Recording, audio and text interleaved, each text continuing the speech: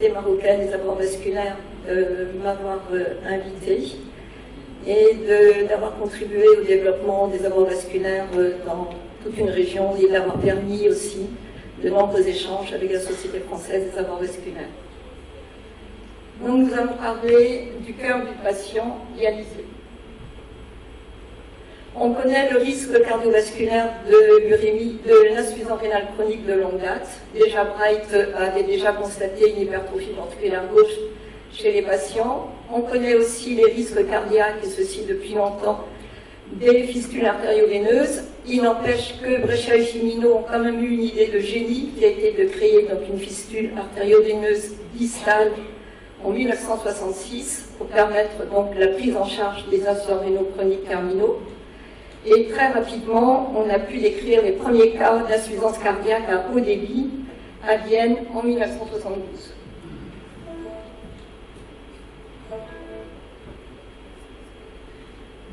J'essaie de ne toucher à rien. Le risque cardiovasculaire chez les insuffisants rénaux paraît être multiplié globalement par 100 par rapport à la population générale. Comme vous le voyez donc ici. Par contre, les manifestations de cette atteinte cardiaque se font essentiellement sur le mode arythmique et sur le mode avec le risque de mort subite. L'insuffisance cardiaque aiguë est relativement rare, l'infarctus du myocarde aussi, relativement.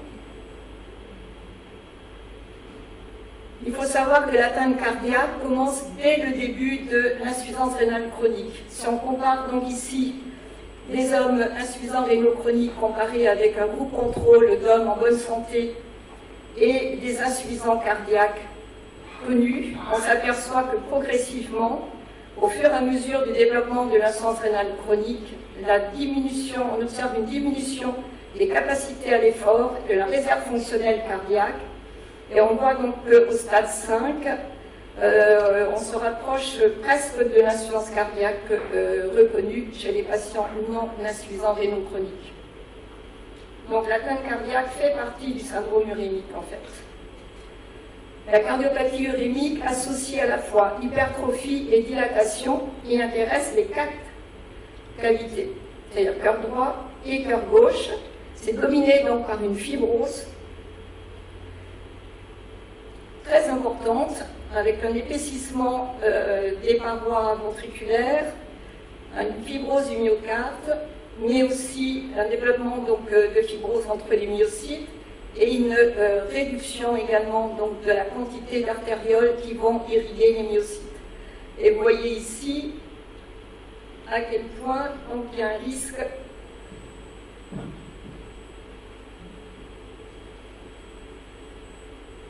l'hypertrophie ventriculaire peut atteindre quand même, être extrêmement important jusqu'à pratiquement obstruer donc, la cavité ventriculaire.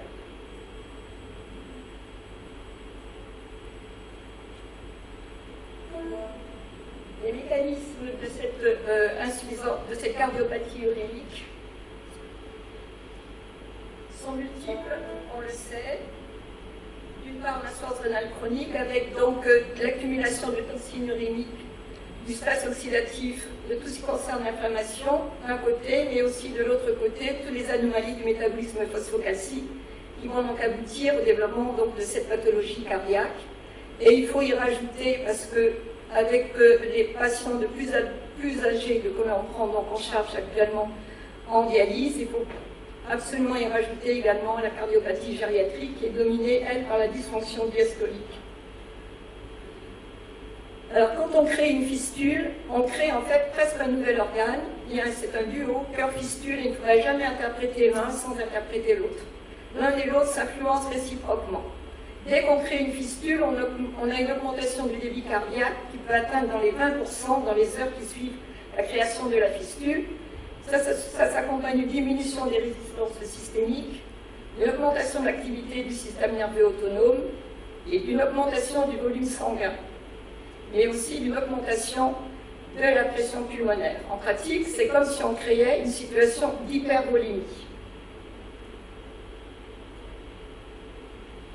Et dans les semaines et les mois, voire les années qui suivent, Cette situation d'hypervolémie, entre autres choses, va contribuer à l'augmentation progressive du volume donc, des ventricules, des volumes donc, des oreillettes, va contribuer à l'aggravation ou au développement d'une dysfonction systolique et diastolique et à l'hypertension artérielle pulmonaire. Et c'est là que l'on finit par assister donc, à des tableaux de dégradation cardiaque. Les deux fonctionnent ensemble, cœur et fistule fonctionnent ensemble. Il existe une association entre le débit de fistule et le débit cardiaque, qui est plus ou moins linéaire.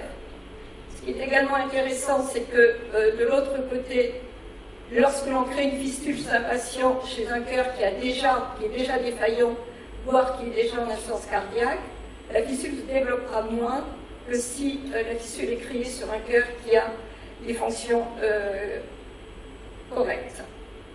Et enfin, c'est un problème qui évolue dans le temps. La fistule, l'évolution du débit de fistule continue à se développer dans les mois et dans les années qui suivent. Donc, pour faire le point très régulièrement entre ces relations cœur et fistule. Alors, il existe un troisième larron dans cette histoire qui sont les variations volémiques. On sait que les insuffisants rénaux chroniques, terminaux en particulier, conservent donc de l'eau entre deux séances de dialyse et surtout on leur soustrait donc de l'eau très rapidement en quelques heures au cours d'une séance de dialyse. Il a aussi été constaté donc, que l'hyperhydratation est associée à la dysfonction diastolique, comme on le voit ici chez 127 patients non encore dialysés, mais qui sont simplement hyperhydratés. S'ils ont un tableau d'hyperhydratation importante, on a des critères de dysfonctionnement diastolique. En cours de dialyse, j'ai des patients cette fois-ci donc dialysés. On assiste également, il y a plusieurs études donc, qui l'ont observé, à une diminution de la perfusion myocardique au cours de la séance de dialyse, avec une certaine récupération dans la demi-heure ou dans l'heure qui suit la fin de la séance de dialyse.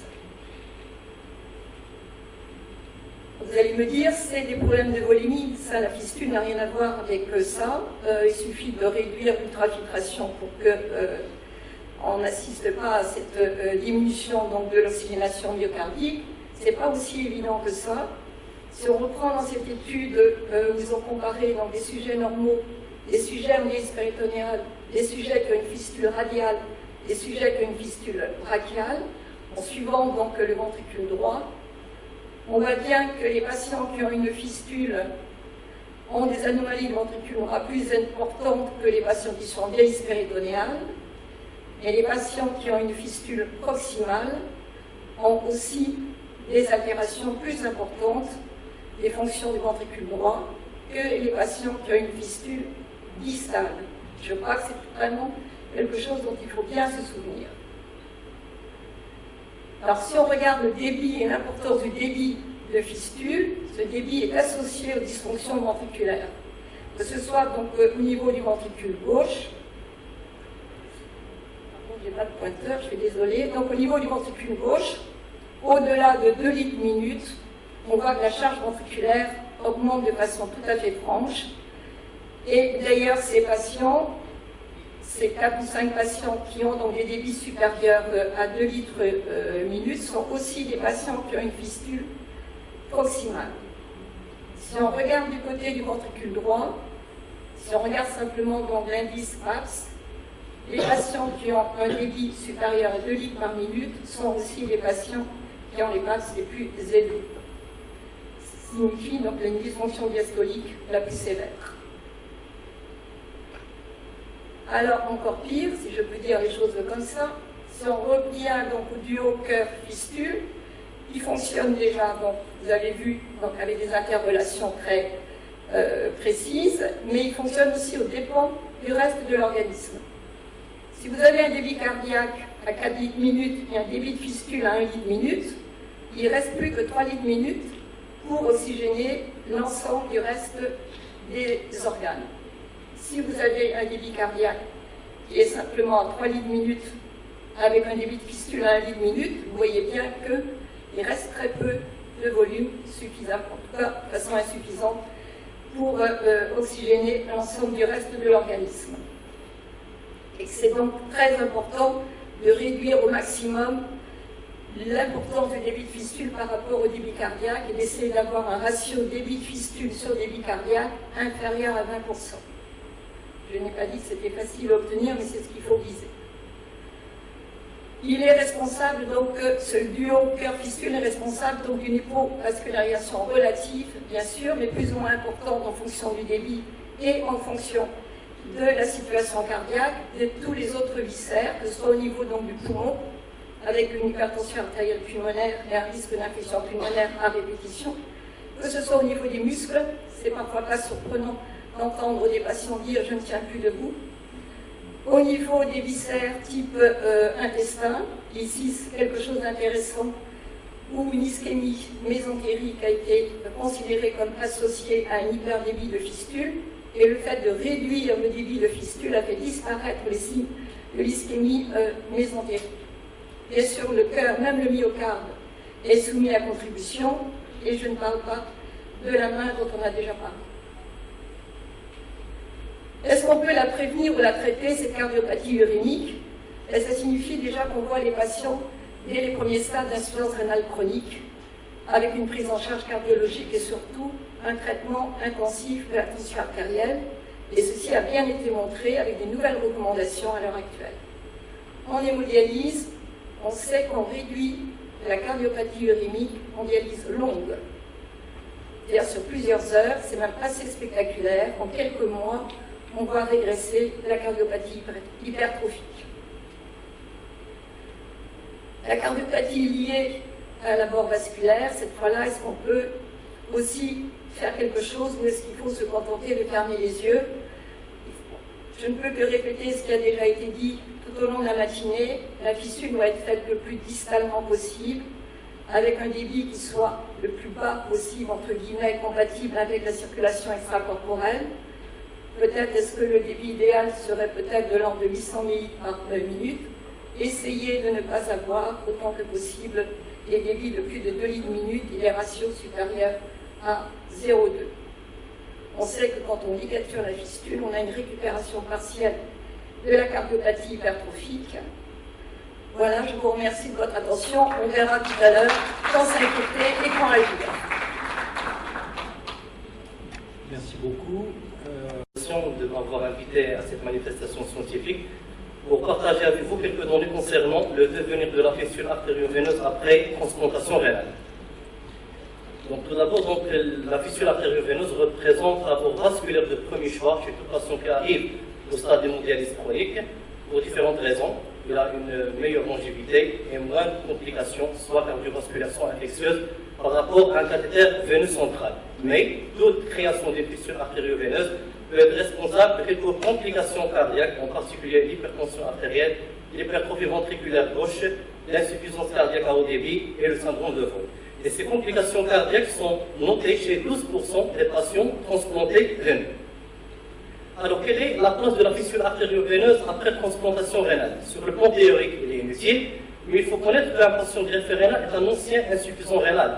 Donc, on peut dire que tout patient greffé rénal reste un insuffisant rénal pour différentes raisons, parce que c'est un patient qui peut dégrader sa fonction rénale et peut retourner en hémodialyse. Mais sur le plan pratique, quelle est la place de la fistule artério-veineuse après transplantation rénale? En général, on a recours à la fistule pour traiter un rejet humoral en cas par échange plasmatique, parfois pour réaliser des prélèvements multiples en cas d'un réseau veineux superficiel défectueux, et parfois c'est des patients qui retournent en hémodialyse, donc on est obligé de réutiliser l'abord vasculaire initial et c'est la fistule artério-veineuse. Alors la grande question, faut-il ligaturer ou pas la fistule artério-veineuse après une transplantation rénale? Donc il n'y a pas de consensus, parce qu'on a peu d'études avec un faible effectif, mais en général, il faut ligaturer les fistules cardiotoxiques. Mais avant d'intervenir, il faut toujours évaluer la fonction rénale, vérifier la protéinurie, est-ce que ce patient a fait ou non un rejet, ou est-ce qu'il est à risque de développer d'autres rejets. Et bien sûr, il faut donc s'assurer de la néphropathie initiale, surtout les néphropathies qui récidivent. Et en général, le délai raisonnable pour intervenir, c'est 2 ans, c'est-à-dire 24 mois. La complication la plus montée chez les greffés, c'est l'hyperdébit. Cet hyperdébit va être responsable d'une hypertrophie ventriculaire gauche.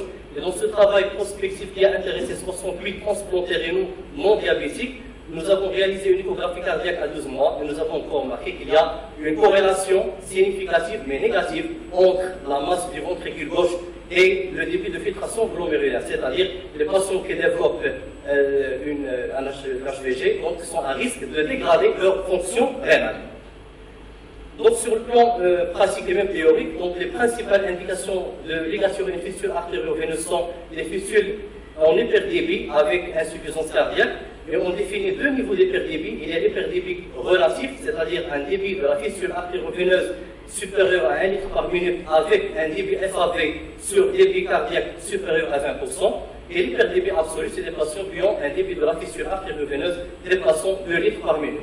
Bien sûr, le syndrome de vol vasculaire, c'est une indication pour les gassurés. Les anévrismes, surtout avec un risque de rupture élevé. Les infections, en particulier les abcès. Pour les thromboses, l'idéal, c'est de sauver cet abord vasculaire, surtout lorsque le patient présente une dysfonction chronique du greffon. Et bien sûr, il y a des greffes rénaux qui demandent la réalisation d'une ligature pour des raisons esthétiques. Mais toujours, il faut réaliser une cartographie avant d'intervenir pour avoir une idée claire sur les différentes possibilités de création de fissures artério-veineuses à long terme. Quel est l'impact de la fermeture de la fissure artério-veineuse sur le plan cardiaque et sur le plan rénal? Donc, il y a différentes études qui ont montré que le fait de ligaturer la fissure artério-veineuse a un effet cardioprotecteur parce qu'il permet d'améliorer l'hypertrophie ventriculaire gauche, amélioration du retour veineux, et donc on a moins d'événements cardiovasculaires.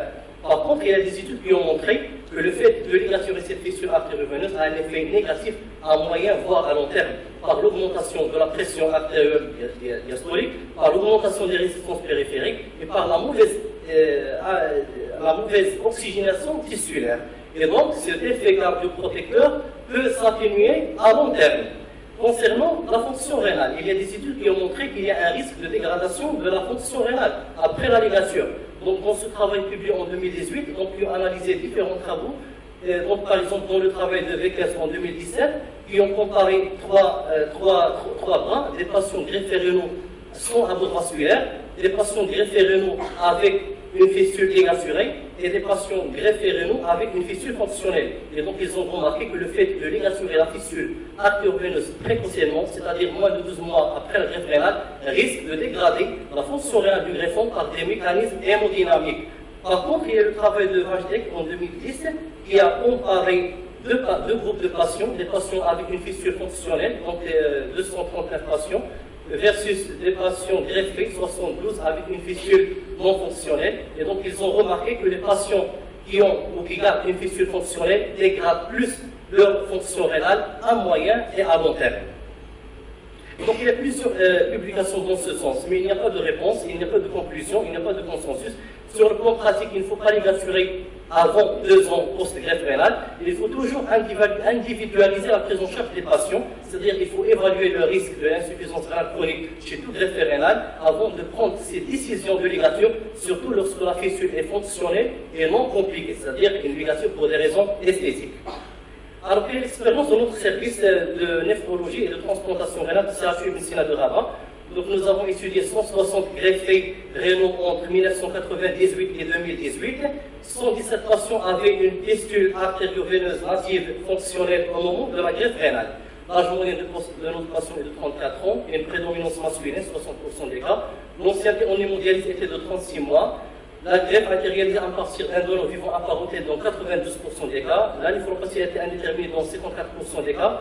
On avait seulement 9% des diabétiques et 4% des patients avaient une néphropathie vasculaire. Donc 92% des patients avaient une première fissure artério-veineuse et cette fissure était distale dans 82% des cas. Alors, concernant les complications, donc 14 cas de thrombose, c'est-à-dire 12% de l'ensemble de la population étudiée, avec une prédominance masculine.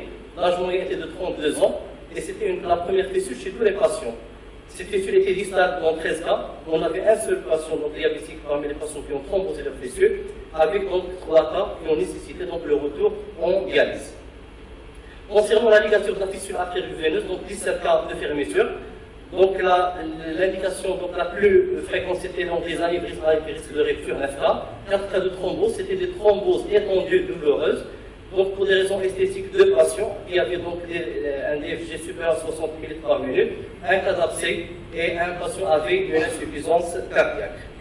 Donc concernant la survie rénale chez nos patients greffés, donc ils rejoignent donc, les données de la littérature, donc une meilleure survie, donc à 1 an 81%, à 5 ans 87% et à 10 ans 78%, et 10% de nos patients ont nécessité le retour à l'hémodialyse, et parmi donc, ces 10%, et donc 3 quarts de ces patients on a réutilisé la fissure artério-veineuse massive initiale. Et donc pour conclure, donc, la fissure artério-veineuse représente un facteur de risque cardiovasculaire qui nécessite une surveillance. Il faut donc une évaluation et une exploration cardiovasculaire détaillée chez tout patient greffé rénal. L'indication en général, c'est les fistures cardiotoxiques. Et bien sûr, pour les fistures fonctionnelles non compliquées, c'est-à-dire les indications de dégradiocoraison esthétique, il faut toujours évaluer le risque, le rapport risque-bénéfice. Et je vous remercie pour votre attention. Merci beaucoup. On fera la discussion, les questions après. Donc on va appeler la présentation suivante, qui est le docteur Amrani, qui va nous parler du suivi par un néphrologue des phases nouvellement créées.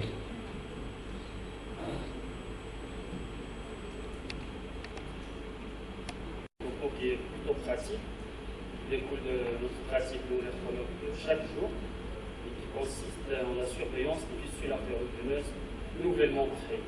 Donc, ça peut paraître un peu anodin, mais il y a quelques aspects particuliers sur lesquels il faut focaliser pour mieux préserver cette safe line des patients hémodialysés.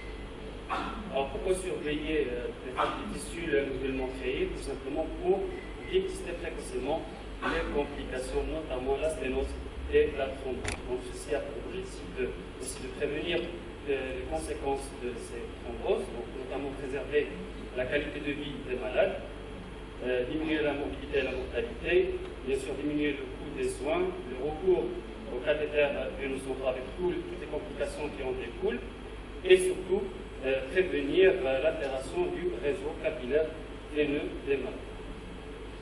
Alors la surveillance des abords vasculaires nouvellement créés commence directement post-opératoire. Donc une hospitalisation de 24 à 48 heures est généralement préconisée en position couchée. Il faut surveiller bien sûr tout incident hémorragique, surveiller le tril chaque 2 heures. Certains auteurs peuvent proposer une médication à base d'antiagrégants plaquettaires. Ces médicaments ont prouvé leur efficacité pour la réduction des thromboses précoces en améliorant la perméabilité de la fissure artério-veineuse. Cependant, il n'y a pas de bénéfice avéré sur la maturation, mais il n'y a surtout pas plus de risque de saignement. Donc, s'il y a une indication, si la procédure chirurgicale est délicate, donc il vaut mieux mettre un antiagrégant plaquettaire. Anticoagulant, non, ça augmente le risque hémorragique. Ensuite, l'éducation du malade, bien sûr, ça commence dès que l'anesthésie a perdu son effet. Donc, directement, on conseille au malade l'autosurveillance plusieurs fois par jour. Donc, il doit palper le tril de manière assez fréquente, surtout les premières semaines. Une hygiène exemplaire est observée obligatoirement. Il faut garder le pansement minimum 12 heures par des patients qui retournent de l'hémodialyse. Il faut porter des vêtements larges, en coton bien sûr. Il ne faut surtout pas accepter tout geste médical sur le bras porteur de la fissure, notamment pas de prélèvement, pas de prise de tension artérielle. Et il faut consulter à la moindre anomalie, ne pas attendre que la fissure arrête de fonctionner pour venir le soir consulter. Donc, sinon, il faut conseiller aux malades d'éviter tout effort physique avec le bras porteur de la fissure, porter des gants de protection lors des manœuvres de bricolage et éviter aussi l'exposition solaire parce que ça expose aux thromboses. Donc ensuite vient l'examen clinique de routine. Donc toutes les recommandations s'accordent que c'est l'indispensable de la prise en charge des fissures et du dépistage des complications précoces. Donc, de manière basique, donc, ça commence par une inspection. Donc, le patient est dévêtu jusqu'à la racine du membre. Il faut examiner bien sûr la peau en regard de la fissure, examiner la poitrine. Il ne faut pas oublier d'examiner les seins également, et la poitrine aussi à la recherche de circulation collatérale par exemple. Donc, le cordon veineux est artérialisé, il est dilaté de manière homogène, donc il n'y a pas de rétrécissement visible. Les collatérales ne doivent pas être visibles, sinon plus dilatées. Pas de différence de volume, bien sûr, avec le membre collatéral. On enchaîne par la palpation, donc la palpation du cordon veineux qui doit être souple, dépressible, sans rétrécissement ni induration perceptible. Donc avec un peu d'expérience et de patience, on peut apprécier le diamètre ou la profondeur, on peut s'aider d'un garrot proximal. Donc ensuite, le thrill, on va mesurer son intensité de manière subjective, bien sûr. Il est maximal à l'anastomose, il se perd progressivement en distalité, il est systolo-diastolique, et il disparaît à la compression, c'est intéressant. Donc ensuite, on va prendre la température du membre, bien sûr, à la recherche d'un syndrome de vol. Le patient rapportera bien sûr des signes neuromusculaires, type de paresthésie, diminution de la force musculaire et refroidissement du membre. Donc on enchaînera par des manœuvres dynamiques. Le test d'élévation du membre, normalement la fistule doit collaber, sinon il y a une sténose d'aval. Ensuite, le test d'augmentation du pouls après compression, c'est quoi? C'est la compression de la fistule à une vingtaine de centimètres de l'anastomose et la palpation à 5 cm de l'anastomose. Donc normalement, on devrait avoir une augmentation du pouls à ce niveau, sinon cela signerait l'existence d'une insuffisance de vascularisation artérielle ou bien la présence de collatéral. On enchaîne par l'auscultation, bien sûr on cherche le souple, qui est systolo-diastolique, donc on le cherche tout au long du cordon. Il doit s'estomper progressivement vers l'aval. Il ne doit y avoir ni renforcement, ni une variation d'intensité précoce. Donc le patient arrive en hémodialyse, la fistule fonctionne très bien. Donc généralement, après la 4e, 6e semaine de compression, on est prêt à exploiter. C'est une fistule idéale qui a 6 mm de calibre, une profondeur inférieure à 6 mm, un débit qui est supérieur à 600 millilitres par minute. Donc on conseille aux malades de procéder à un lavage à domicile, appliquer une crème anesthésiante 1 heure avant de venir au service. L'examen clinique est fait par l'infirmier d'hémodialyse, confirmé par le médecin si besoin. Donc l'infirmier applique une désinfection large par des gants stériles. La ponction, surtout les premières ponctions, se font par un infirmier expérimenté, c'est très important, en utilisant des aiguilles de faible calibre. Donc une fois la machine en marche, on mesure et on consigne les pressions dynamiques, donc les pressions pré-pompe et post-pompe. Et en fin de dialyse, on consigne le taux d'hémostase de la fistule, qui est généralement une dizaine de minutes. En hémodialyse, nous, néphrologues, on dispose d'outils très importants et très pratiques pour surveiller les fistules. On peut mesurer ce qu'on appelle la recirculation de la voie vasculaire. C'est quoi? C'est la quantité du sang réinjecté par l'aiguille veineuse qui est directement réaspirée par l'aiguille artérielle qui va repartir dans le dialyseur et causer une hémodilution des toxines uriniques et donc baisser la qualité de l'hémodialyse. Ceci est un signe indirect de la présence d'une sténose de la fistule. Sa valeur optimale doit être inférieure à 5%. Comment le mesurer? On a deux méthodes. Donc la première méthode, c'est la dilution thermique, la deuxième, c'est la dialysance. La dilution thermique, c'est le module Body Temperature Monitor, c'est la dilution thermique par le générateur Fresenius. Donc le principe est assez simple. Donc le générateur va appliquer une baisse de la température au niveau du secteur dialysase, qui va baisser la température de la ligne veineuse, et de là baisser la température de la circulation générale. Au niveau de l'aiguille artérielle, un capteur va capter la déperdition thermique et bien sûr elle est proportionnelle au degré de la sténose de la fistule. Il faut savoir que ce module, bien qu'il est intéressant, il donne une idée sur la recirculation globale, la recirculation de la voie vasculaire et la recirculation cardio-pulmonaire. Donc lorsqu'on a une recirculation élevée, donc on se pose la question, est-ce que c'est une insuffisance cardiaque ou bien une sténose de la voie vasculaire?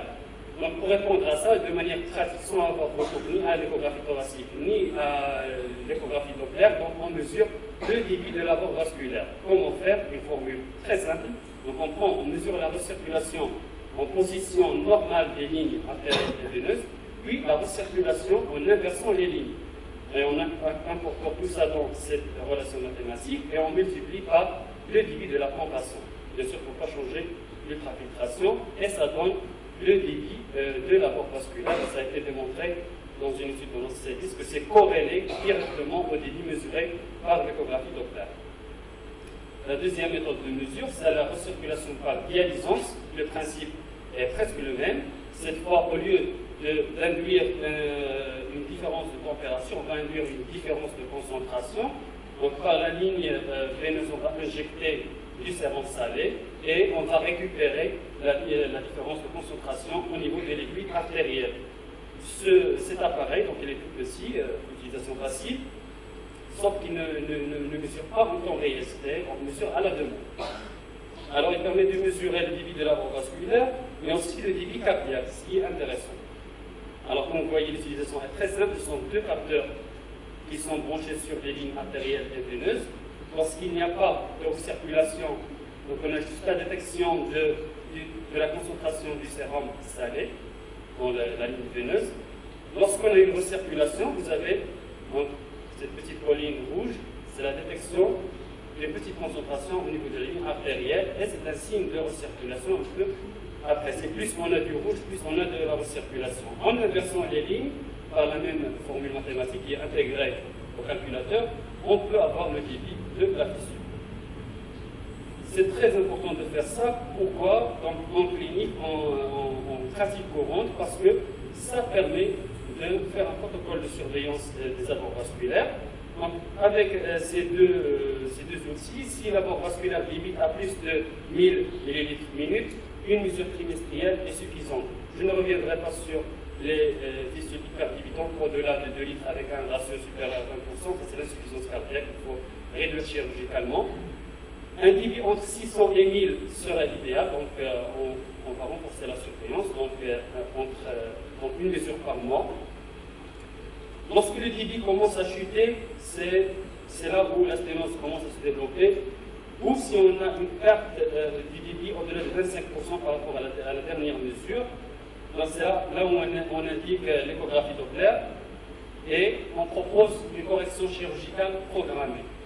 Alors sinon, si le débit est inférieur à 300 ml/min, alors là, il faut commencer d'emblée un traitement anticoagulant, faire une échographie Doppler et programmer une correction chirurgicale dans les 24 à 48 heures.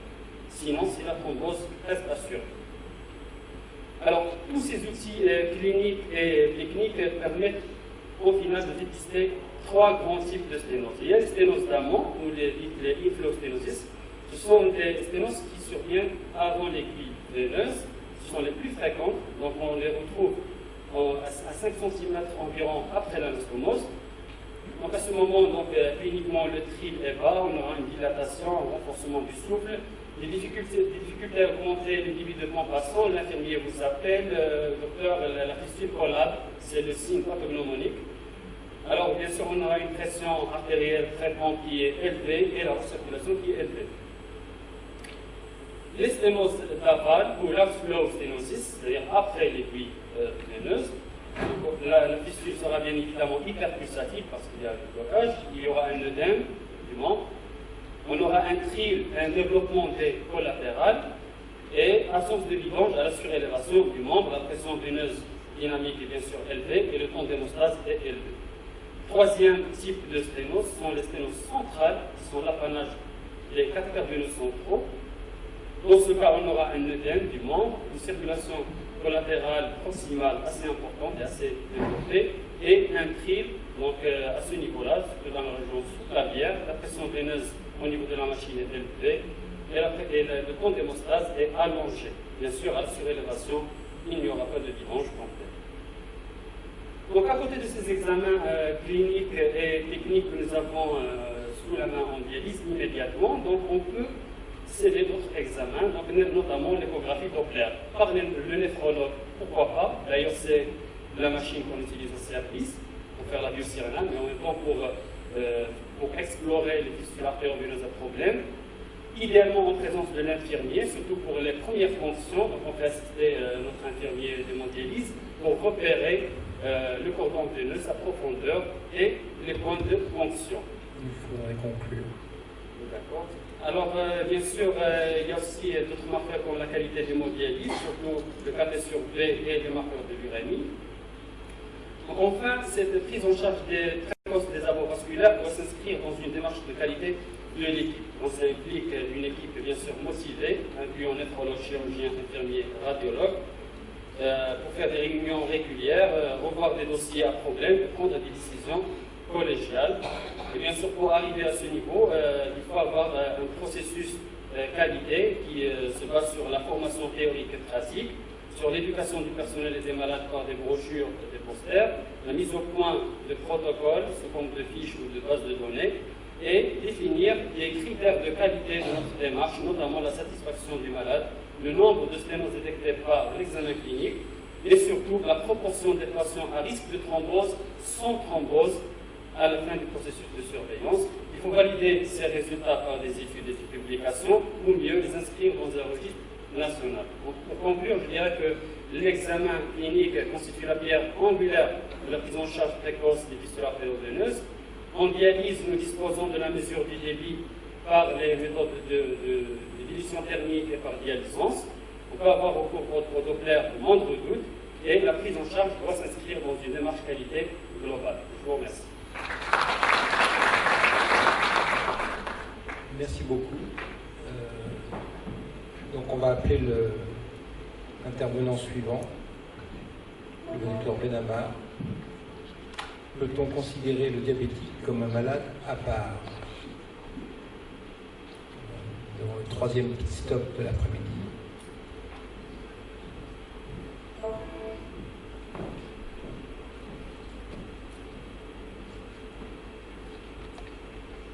C'est un congrès national et je ne sais pas par quoi commencer. En tout cas, tout a été dit ce matin sur le diabétique, sur les fistules, sur les examens avant, après. On a donc continué ces débuts d'après-midi par la présentation de l'examen d'une fistule et comment dépister les complications. Mais il y a toujours des choses à dire et à compléter. En matière d'abord vasculaire et du diabétique.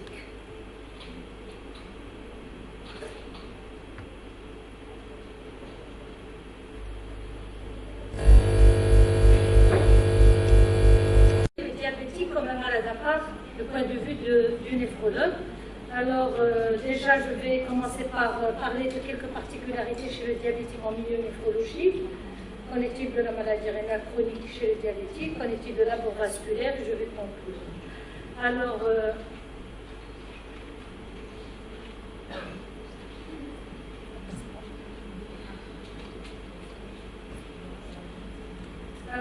les particularités du patient diabétique en milieu néphrologique. Déjà un peu donc, dans notre contexte marocain, les études, donc l'étude Marémar a bien montré et conclu que le diabète constitue la première cause de maladie rénale chronique au Maroc. Le registre magrédial, donc en 2007, il a bien montré que le diabète constitue la première cause de mise en dialyse ou en greffe et que cette prévalence du diabète augmente avec l'âge du patient. Alors, 30% des patients dialysés sont des diabétiques avec une incidence de 6000 patients diabétiques par an. Cette incidence donc, passe de 10 à 15% par an et c'est des IRCT d'origine diabétique. L'âge moyen des patients en mise en dialyse est de 60 ans et la mortalité cardiovasculaire chez ces patients diabétiques de type 2 en IRCT est 3 fois supérieure chez les diabétiques en IRC non encore dialysés. Alors cette étude donc, montre bien que la survie des patients incidents en IRCT diabétique est moindre que ceux qui ne sont pas diabétiques et que le décès est expliqué, d'abord il est supérieur, 10 fois supérieur que chez les patients diabétiques sans maladie rénale chronique et que ce décès est expliqué surtout par des atteintes vasculaires périphériques et cérébrales. Donc qui dit vasculaire périphérique dit donc des ischémies des membres inférieurs mais aussi supérieurs avec des AVC qui sont donc fréquents chez ces patients. Alors pourquoi il y a cette particularité chez le diabétique avec maladie rénale chronique? D'abord parce que le diabétique c'est un patient qui a une vasculopathie. On considère le diabète comme une maladie métabolique, mais chez des patients donc, qui ont des atteintes viscérales, ils sont dus à une vasculopathie, du fait que le diabète va entraîner aussi bien des atteintes viscérale que vasculaire. Alors, la particularité du diabétique en maladie rénale chronique, c'est qu'en plus des signes généraux, des atteintes viscérales en rapport avec le corps, comme on vient de l'écouter cet après-midi, avec un état général précaire, des insuffisances cardiaques en rapport avec sa maladie diabétique, il y a des neuropathies végétatives qui vont être responsables des hypotensions artérielles et par conséquent donc des problèmes artériels et vasculaires, un syndrome métabolique avec une obésité. Et sur le plan local, il a des problèmes vasculaires, donc comme on vient de l'écouter depuis ce matin, artériopathie diffuse des membres supérieurs, des calcifications circonférentielles occluses en rapport avec le diabète lui-même, mais en rapport aussi avec des complications des troubles minéralo-osseux, raréfaction du réseau artériel de la main et un réseau veineux superficiel souvent médiocre, aggravé donc par les prélèvements chez des patients qui ont un suivi long et lourd. Alors, maintenant qu'on a vu la particularité du patient diabétique au milieu néphrologique, qu'en est-il de la maladie rénale chronique chez le diabétique? Nous savons tous qu'en milieu néphrologique, l'évolution de la maladie rénale se fait par des stades, donc allant d'un stade modéré jusqu'à une insuffisance rénale chronique terminale, et cette évolution est variable en fonction de la maladie rénale initiale. Alors, chez le diabétique en particulier, c'est une progression qui est rapide et variable, et imprévisible surtout. Donc avec un déclin en moyenne de 6 ml minutes par an. Ceci est dû au diabète lui-même avec ses complications et sa vasculopathie, mais aussi en rapport avec la maladie rénale et ses complications. Et si on prend un exemple, un patient, on a dit, qui arrive chez nous, diabétique, aux alentours de 50 ans, il a un DFG à 40. Si on estime que le déclin de sa fonction rénale il est de 6 ml par minute, en 5 ans, il va être en terminale, donc à l'âge de 55 ans. Et dans cette période, on n'arrive pas à prendre en charge nos patients et à prévoir donc cette prise en charge et les modalités de dialyse chez ce patient. C'est pour ça qu'il faut suivre ces patients. Pourquoi? C'est pour qu'une fois qu'ils ont une clairance de créatinine de moins de 30, il faut savoir leur expliquer, les préparer d'abord aux techniques de suppléance. D'abord, on a un patient diabétique, il doit choisir sa technique de 1, et s'il choisit sa technique, il faut donc envisager l'abord qu'il faut. D'où l'intérêt d'une éducation thérapeutique. Donc, tout à l'heure, dans la conférence de M. Lamani, il a bien parlé de l'éducation thérapeutique sur l'abord vasculaire, qui est une pierre angulaire pour préserver cet abord vasculaire. Alors là, nous, en amont de tout ça, l'éducation thérapeutique est très importante pour pouvoir suivre le patient diabétique de 1 et le préparer aux techniques de suppléance. Et pour qu'il choisisse la technique qu'il préfère. Qu'il préfère ou qu'il a pu entendu parler de différentes techniques. Voilà. Le choix de la technique, donc, on va lui proposer d'abord les 3 techniques. La dialyse péritonéale, donc, qui est peu connue dans notre contexte.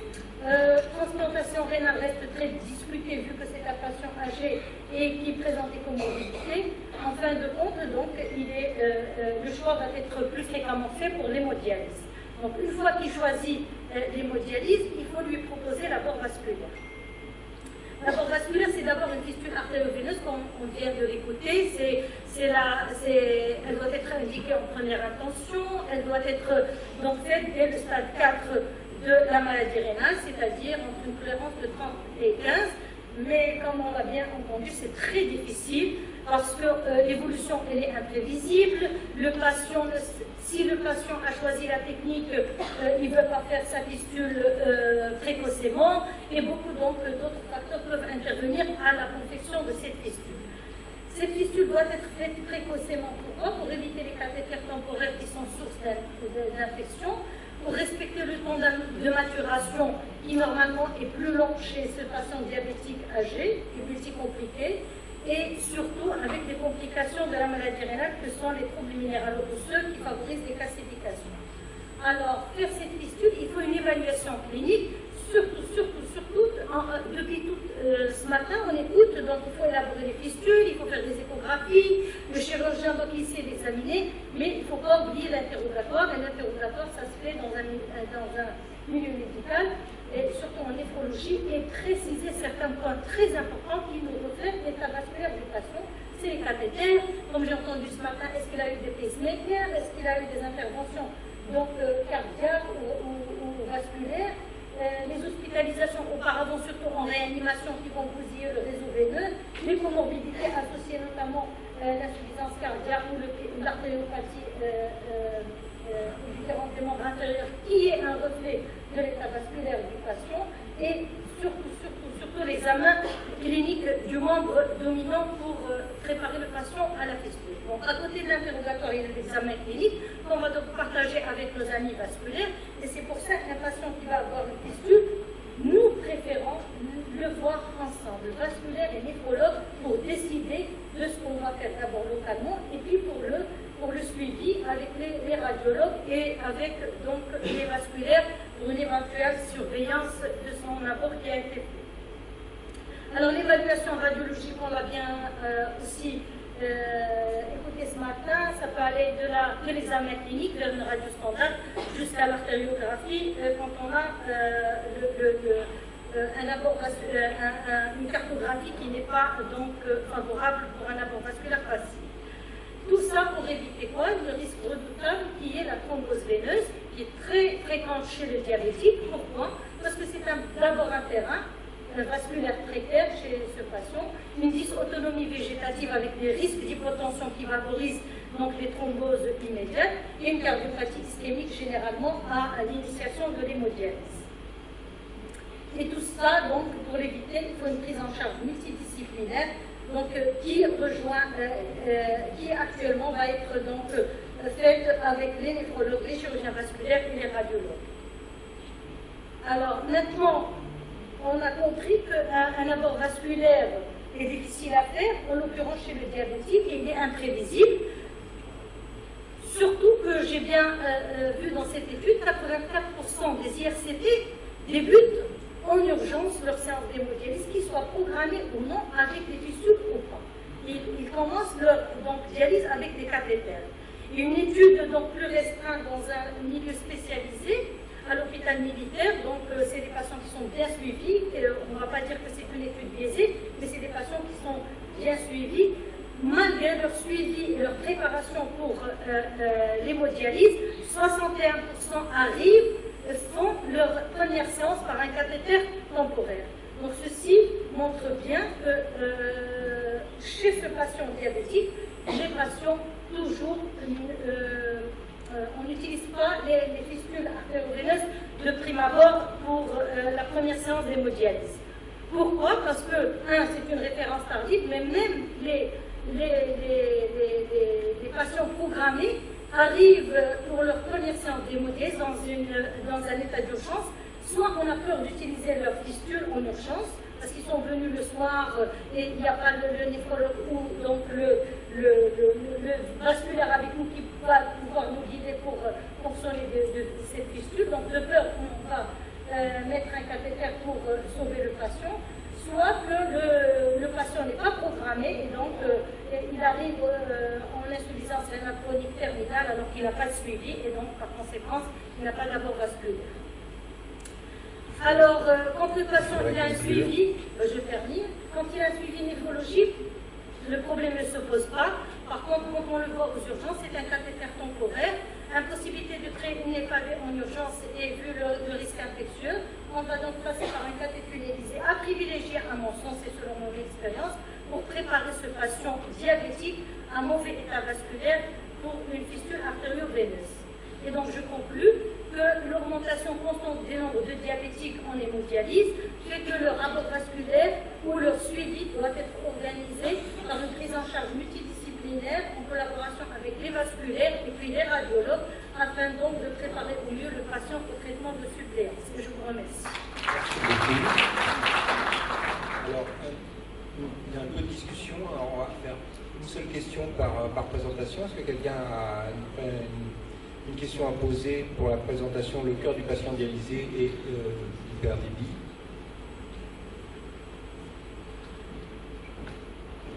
Non, a priori, Josette, c'était très clair. Donc, que faire de la FAV après transplantation rénale? Une question? Oui? Dans la salle.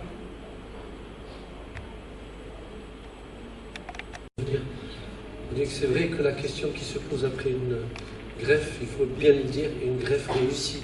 Il faut puisse discuter éventuellement une fermeture de fistule artério-veineuse. Sinon, c'est la garder le plus possible.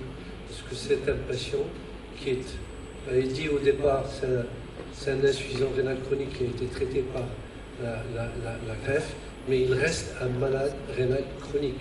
Donc il faudrait absolument discuter la fermeture de la fistule chez quelqu'un qui a une greffe réussie.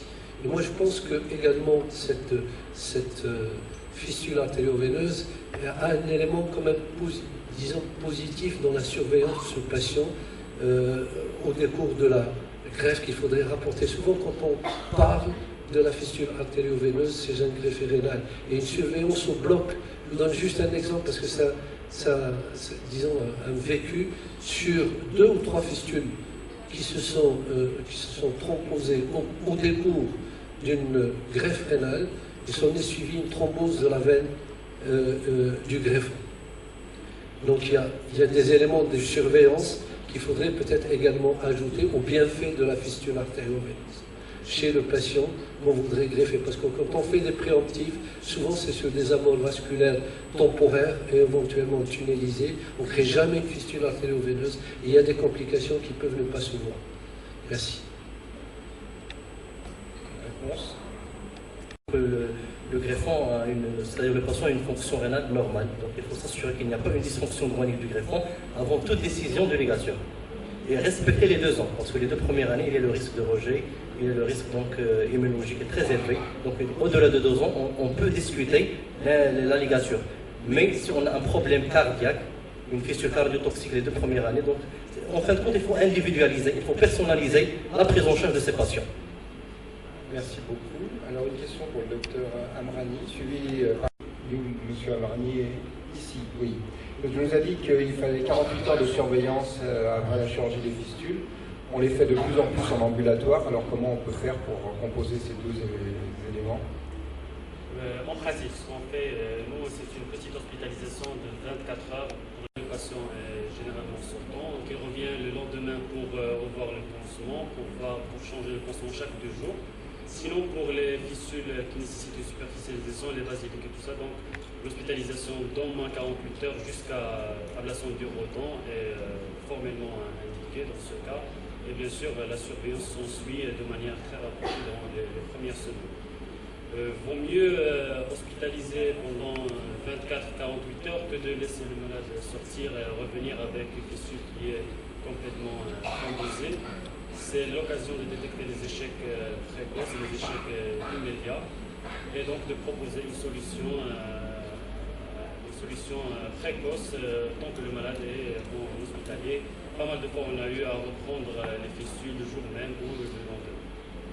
Et pour l'antiagrégation, avant la fistule, après, quel antiagrégant? C'est au cas par cas, ce que j'ai trouvé dans la littérature, c'est qu'on peut prescrire des antiagrégants plaquettaires pour des patients qui ont un profil particulier de thrombose. Donc on peut prescrire, ça aide à prévenir les thromboses précoces, à mieux perméabiliser la fistule, sans un risque surajouté de saignement comme on pourrait craindre. Pour les anticoagulations, l'anticoagulation par des l'héparine fractionnée ou autre, c'est contre-indiqué, ça augmente franchement le risque hémorragique. Et puis la discussion reste ouverte avec le chirurgien vasculaire. Parfois c'est le chirurgien qui indique de maintenir ou non un traitement anticoagulant ou anti-agrégant plaquettaire selon le profil des patients. Par exemple, les patients porteurs d'amylose, c'est des patients qui thrombosent rapidement, et les chirurgiens aiment opérer ça sous anticoagulant. D'autres qui saignent plus rapidement, donc on préfère arrêter le traitement minimum 1 semaine avant l'intervention chirurgicale. C'est au cas par cas, c'est une discussion toujours ouverte avec nos collègues chirurgiens. D'accord, merci. Alors pour la dernière présence entre les explications du matin et de l'après-midi sur le patient diabétique, merci beaucoup pour cette session.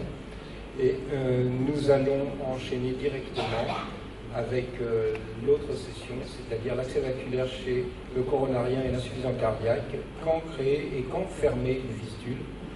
Josette est déjà là, oui, par le docteur Penmilo. Et fistule artério-veineuse.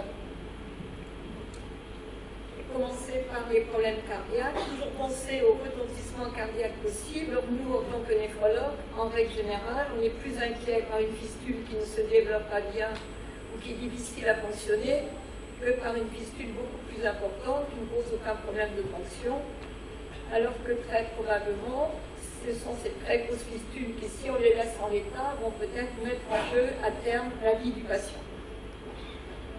Or, dans les services, ici, c'est celui de Tours, à gauche, l'autre, c'est dans la littérature. On a un pourcentage de patients qui ont des débits de fistule supérieurs à 2 litres minute, même si on fait attention.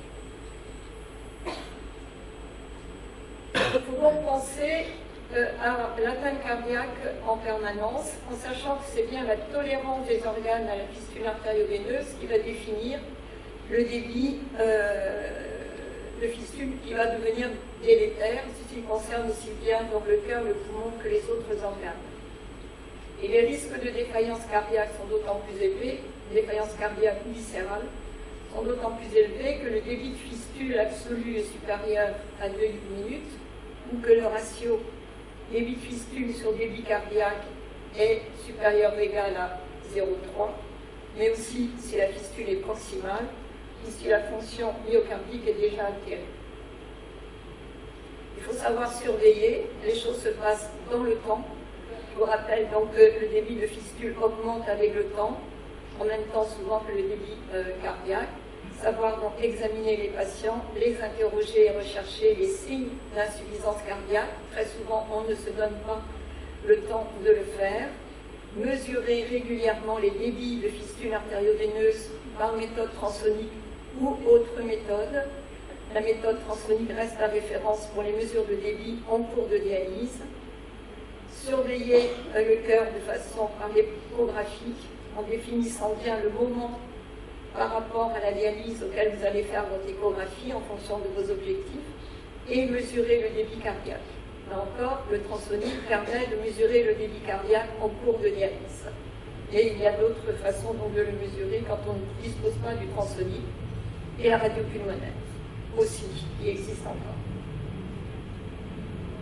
Rechercher les signes cardio-pulmonaires de mauvaise tolérance.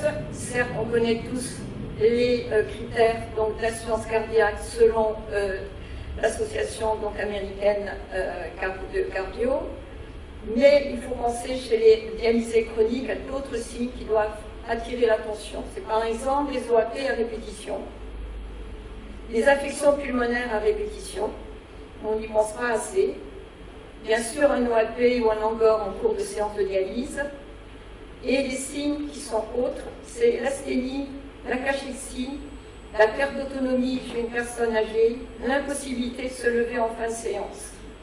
Il faut penser que c'est peut-être simplement lié à un débit cardiaque qui ne permet plus d'assurer la vascularisation, l'oxygénation du reste de l'organisme. Et bien sûr tenir compte des critères échographiques et de l'évolution des critères échographiques, l'aggravation de l'hypertrophie, la diminution des fractions d'éjection, l'aggravation de l'HTAP, les fonctions, l'altération des fonctions diastoliques, cardiaques bien sûr. Dès qu'on a un débit absolu supérieur à 2 litres minute, on est à peu près sûr, c'est très prédictif, de la survenue d'une insuffisance rénale, d'une insuffisance cardiaque, avec une sensibilité, une spécificité tout à fait importante. Ça, c'est l'étude donc de Basile, qui montre bien que les patients qui développent des signes d'insuffisance cardiaque, ce sont les patients qui sont situés ici, c'est-à-dire à plus de 2 litres minute, ce sont aussi ceux où la charge ventriculaire gauche est la plus élevée. Tout ce qui est en bleu ici, ce sont des fistules proximales, et cela rajoute donc le deuxième critère auquel on doit toujours faire attention, c'est toute fistule proximale est à plus haut risque qu'une fistule distale. Et enfin, tout ceci doit toujours être interprété en fonction de l'hydratation. La première chose à faire, c'est d'abord de réduire la volémie des patients autant qu'on peut le faire. puisque la fistule en elle-même crée un état d'hypervolémie, et là-dessus se rajoutent tous les problèmes donc, de prise de poids entre 2 séances de dialyse chez un dialysé chronique.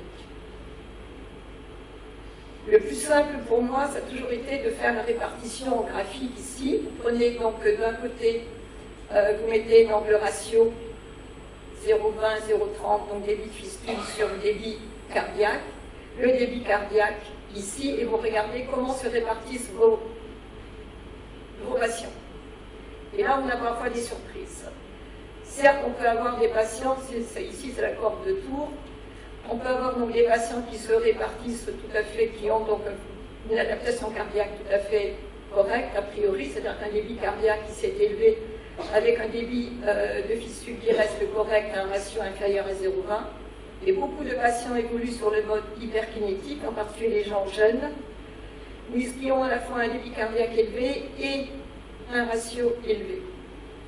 Ce sont des patients que l'on doit absolument suivre et pour qui il faut se poser la question, tout au moins si c'est facile, si c'est relativement simple, de réduire quand même le débit. La première chose à faire étant de ramener les patients à leur poids sec.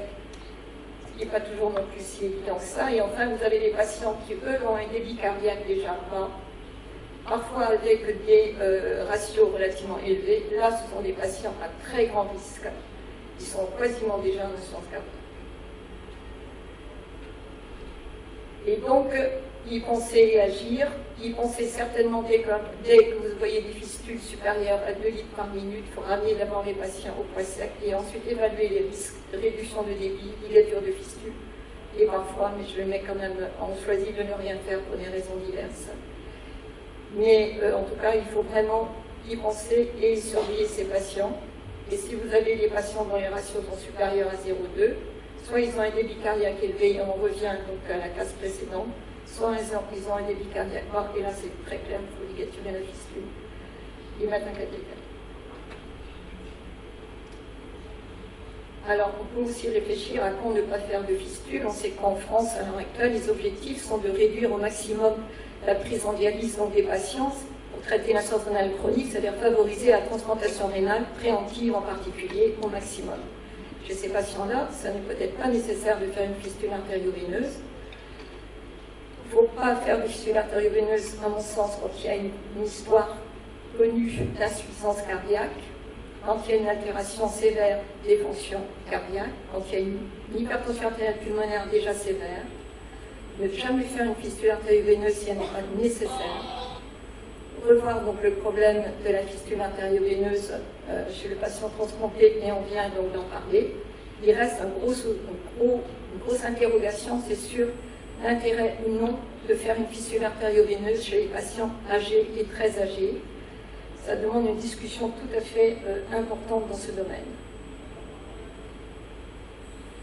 Alors, dans la deuxième partie de cette présentation, on m'a demandé de parler des coronariens, spécifiquement. Alors, est-ce que j'ai essayé de répondre à des questions que je me suis posées? Est-ce qu'on peut créer une fistule artério-veineuse chez un coronarien? Oui, bien sûr. Sauf qu'il ne faut jamais le faire au moment où il existe une instabilité angineuse chez ce patient. Ça doit d'abord être traité. Il y a toujours, quand on crée une fistule artério-veineuse, un risque de révéler une coronaropathie latente. Et s'il n'est pas rare de voir une douleur angineuse se décompenser ou apparaître quelques jours après la création d'une fistule artério-veineuse. Il faut donc reconsidérer le patient à ce moment-là et le traiter bien sûr comme un coronarien.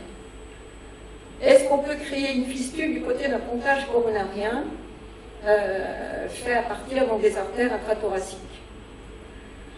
Il y a toujours un risque, on a décrit des risques de vol vasculaire du pontage coronarien lors de la création d'une fistule ou lors de son utilisation au long cours, et ça se traduit donc parfois par une douleur angineuse ou un OAP en cours de séance de dialyse. Sauf qu'il se viendra d'autant plus que le débit de fistule est élevé, mais par contre il n'est pas constant, et j'ai retrouvé cette étude comparant donc 155 patients ayant eu un pontage coronarien à partir d'une artère infrathoracique, avec donc une fistule faite soit du côté du pontage, soit de l'autre côté, et à terme, dans cette étude en tout cas, il n'y a pas eu de différence quant aux événements cardiovasculaires de l'un ou de l'autre côté, où était faite la fistule. Il n'empêche que si vous créez une fistule, si vous pouvez ne pas créer une fistule du côté d'un pontage coronarien, c'est mieux. Si vous le faites, surveillez encore plus cette fistule, si possible. Peut-on utiliser la voie radiale pour une coronarographie? En général, d'ailleurs, les cardiologues ne vous demandent pas votre avis. Mais en pratique, théoriquement, oui, mais en sachant que l'on s'expose quand même à des soucis ensuite, parce que le risque de thrombose de l'artère radiale est de l'ordre de 10% chez les patients qui viennent d'avoir une coronaro par voie radiale. Le risque de déchirure de l'artère radiale est relativement important. Et il faut donc absolument avoir ça en tête et bien savoir, et ça, M. Desclémy l'a bien dit tout à l'heure, il faut bien savoir si un patient a ou non eu une coronaro par voie radiale antérieurement pour pouvoir définir ou créer la fistule tout en restant la plus distale possible. Et c'est un peu pour ça que l'on a proposé des voies radiales encore plus distales que la voie radiale, si l'on peut dire, donc au niveau de la tabatière anatomique, par exemple, voire même par voie cubitale. Je pense que c'est peut-être réservé à des cardiologues expérimentés, mais il faut savoir que cela peut exister, que cela peut peut-être aider, en tout cas chez les insuffisants rénaux chroniques terminales susceptibles d'avoir une fistule artério-veineuse. Est-ce que l'on pourrait utiliser la fistule artério-veineuse pour faire une coronarographie? À la limite, pourquoi pas? Je pense quand même qu'il faut confier ça à des radiologues expérimentés et qui connaissent bien la fistule. Est-ce qu'on peut faire une coronarographie chez un coronarien en insuffisance rénale chronique terminale non encore dialysée? S'il faut faire une coronarographie, il faut bien la faire. En sachant, il faut quand même savoir, et il faut gérer ce geste, en sachant qu'il y a un risque très important d'aggravation de la fonction rénale et qu'il faut d'emblée, voire avant, prévoir donc une voie d'abord de secours type cathéter pour éventuellement être capable de dialyser le patient donc rapidement. En tout cas, c'est un geste qui doit être géré. Je vous remercie de votre attention. Merci beaucoup. Donc, j'appelle l'intervenant suivant, le docteur Mojou. Gestion de l'abord vasculaire en hémo.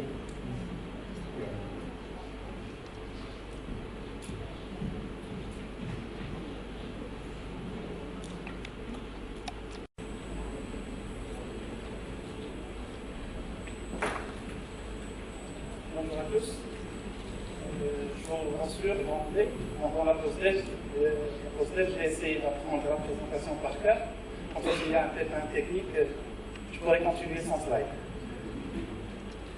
Donc, en 2013, l'hôpital militaire, quand on a voulu démarrer la dialyse, nous nous sommes heurtés à deux problèmes majeurs.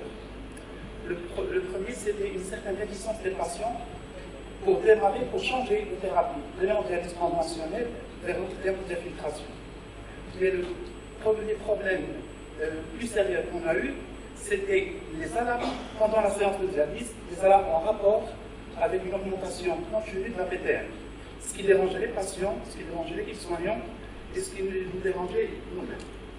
C'était en 2013, la période de la publication des plus grands essais cliniques sur l'hémodinfiltration, notamment Contraste et surtout EVOL, premier essai clinique qui suggérait un certain intérêt de l'hémodinfiltration par rapport à l'hémodialyse conventionnelle, avec une amélioration de la survie. C'était après les études de cohorte. Par la suite, c'était les analyses post-hoc de Contraste et du Turkish qui convergeaient vers l'idée d'améliorer la survie en HDF en augmentant le volume convectif. Et les dernières méta-analyses, elles aussi convergent vers cette idée. En HDF, pour avoir une meilleure survie, il faut augmenter le débit convectif et aller vers des volumes supérieurs à 21 voire 23 litres. Pour arriver au paradigme actuel de la pratique de l'hémodinfiltration, on devrait faire de l'hémodinfiltration en line, c'est-à-dire une préparation extemporanée du liquide de substitution, surtout en post-dilution, une injection en post-dialyseur, mais surtout à faire de l'HDF à haut volume aux alentours de 23 litres.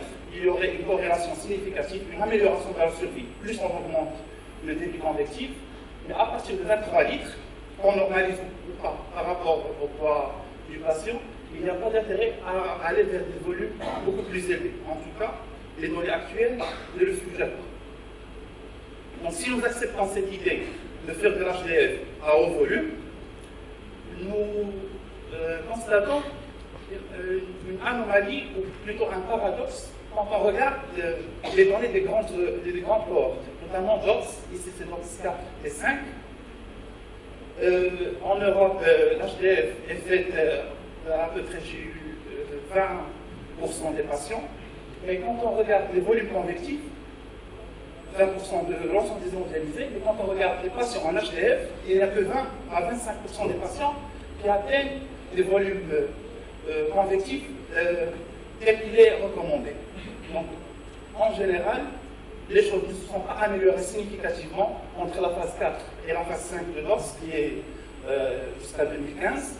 Et donc, ce paradoxe-là nous incite à se poser deux questions. La première, quelle est l'influence de l'apport vasculaire sur l'efficacité d'une séance HDF? Et plus précisément, quel est le rôle de l'apport vasculaire pour atteindre un volume convectif conséquent? Et la deuxième question, c'est est-ce que l'apport vasculaire joue un rôle en HDF au-delà du volume convectif? C'est ce que je vais essayer de développer dans la suite de la présentation. Je rappelle juste que les déterminants du volume convectif lors d'une séance HDF sont plusieurs, notamment la durée de la séance. Plus une séance est longue, mieux est le volume convectif. Le générateur ou le moniteur d'HDF joue un rôle, mais surtout les deux paramètres qui influencent majoritairement la dose convective sont les performances de l'hémodiafiltre ou du dialyseur, parce que son coefficient de perméabilité et des passes de surface, et l'apport vasculaire via le débit sanguin du circuit extracorporel et via la fraction de filtration. La fraction de filtration, c'est la quantité du plasma filtré pendant la séance qu'on calcule par rapport au rapport débit d'ultrafiltration injecté sur le débit sanguin. Donc cette équation, pendant une séance de dialyse, ou plutôt d'hémofiltration, nous informe que tout le circuit extracorporel, il faut le prendre comme un tout, comme un continuum, abord vasculaire, circuit extracorporel, ligne artérielle et ligne veineuse, et hémodiafiltre. Ils font partie d'un seul système avec le même phénomène biophysique à l'intérieur, avec une turbulence du sang. Donc, pour parler d'un volume convectif adéquat, tous ces paramètres jouent un rôle concomitant.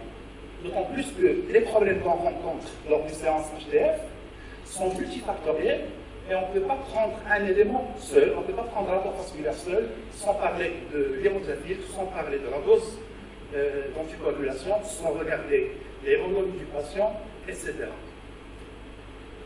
Ceci dit, l'apport vasculaire, par sa nature, il peut influencer la dose convective. Si on regarde les données observationnelles, ou plutôt un essai clinique, c'est un essai clinique portugais, dans 2 centres qui sont spécialisés en HDF, où les équipes sont entraînées à faire de l'HDF à haut volume. Sur 360 patients, quand on regarde le volume convectif global, 80% des patients atteignent les 23 litres ou plus. Et quand on regarde par sous-groupe, quand on regarde les patients avec une fistule, les patients avec un greffon protéique, ils sont à plus de 80% des patients avec un volume adéquat. Par contre, les patients qui ont un cathéter, la modification peut être faite sur cathéter, mais il n'y a que 33% des patients qui atteignent le volume suggéré. Ceci est dû pour 2 raisons. La première, bien sûr, en hémodiafiltration, si on utilise une fistule native, on peut atteindre des débits qui sont importants. 400-450 ml par minute. Pour les patients avec un greffon, aussi on peut atteindre chez eux des volumes importants. Par contre, les patients avec un cathéter temporaire ou permanent, les débits sont moindres. Et ce n'est pas tout. Il est important d'atteindre des volumes conséquents, mais surtout il faut les maintenir pendant très longtemps, sur plusieurs semaines, sur plusieurs mois. Et c'est la différence entre l'hémodiafiltration sur fistule et l'hémodiafiltration sur greffon prothétique, le maintien des volumes importants n'est pas constant. Le fait d'atteindre des débits sanguins importants, c'est un phénomène capital pour atteindre une dose convective conséquente. Ceci dit, pendant une séance d'hémodialyse, mais surtout d'hémodiafiltration, et elle est établie depuis longtemps, on a une augmentation de l'hémoconcentration, une augmentation du taux de protéines tout au long de l'hémodiafiltre. Ce phénomène est majoré en hémodiafiltration post-dilutionnelle, car l'injection se fait après le dialyseur, et ce phénomène qui altère les performances du dialyseur, auquel s'ajoute un deuxième phénomène, c'est la formation d'une couche de protéines polarisées qui vient se fixer sur l'hémodiafiltre. Ce qu'on voit ici sur des coupes de scan. Cette deuxième membrane, en quelque sorte, va obstruer, va participer au fouling de la membrane et va altérer les performances de l'hémodiafiltre en comblant les pores. Et le fait d'avoir des débits sanguins élevés pendant les séances d'hémodiafiltration, elle permet entre autres d'éliminer cette turbulence, ce shear stress qui se dépose sur la membrane. Et le fait d'avoir une TTM qui atteint le plateau rapidement quand on a un débit faible, le fait d'augmenter les débits va éliminer en quelque sorte et balayer cette couche protéique et permettra par la suite d'augmenter le débit d'ultrafiltration. Le fait de ne pas atteindre le débit adéquat lors d'une séance d'hémodiafiltration est multifactoriel. Donc plusieurs causes peuvent être impliquées. Des causes intrinsèques à l'avasculaire qui sont classiques, une fistule récente, une fistule avec un débit faible ou bien une sténose. Parfois, c'est une inadéquation de la prescription.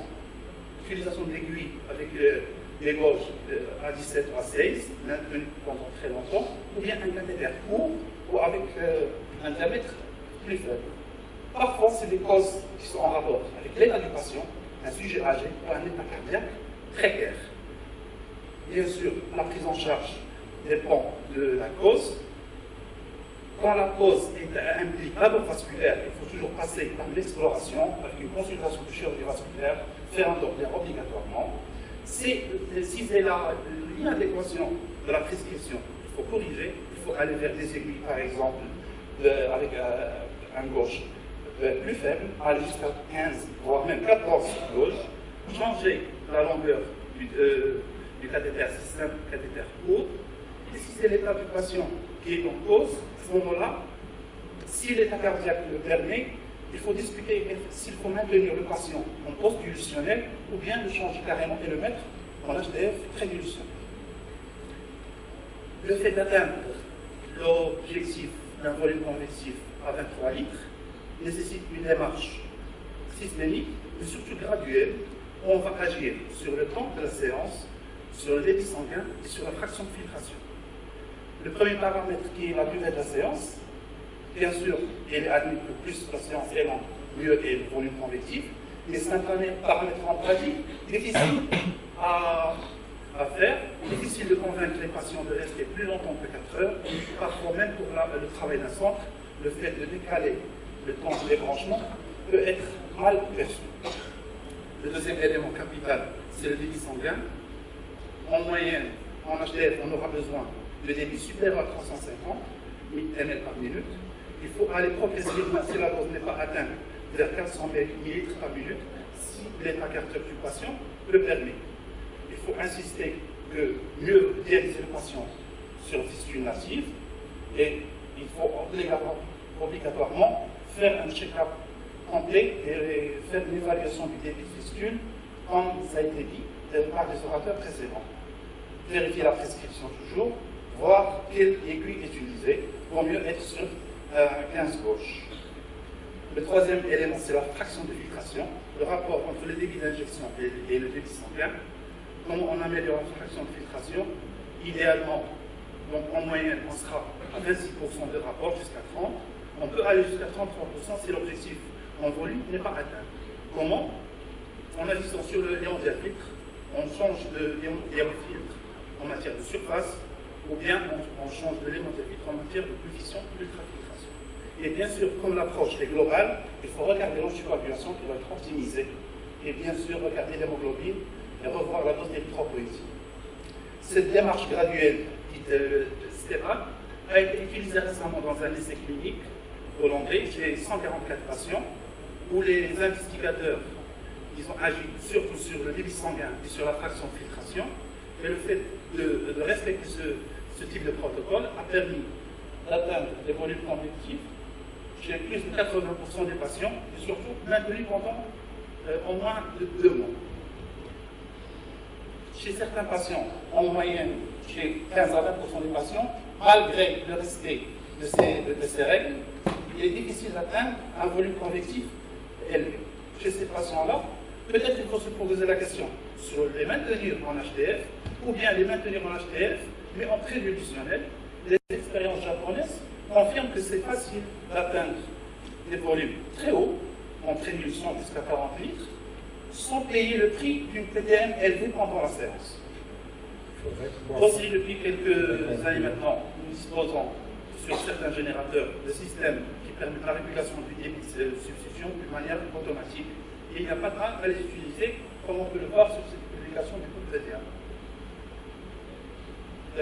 Une minorité de patients chez qui on n'arrivera pas à atteindre un volume convectif en post-dilution, car la quête d'un volume convectif élevé va se faire au prix d'une hémoconcentration, au prix d'une viscosité lors du circuit extracorporel, avec une PTM très élevée.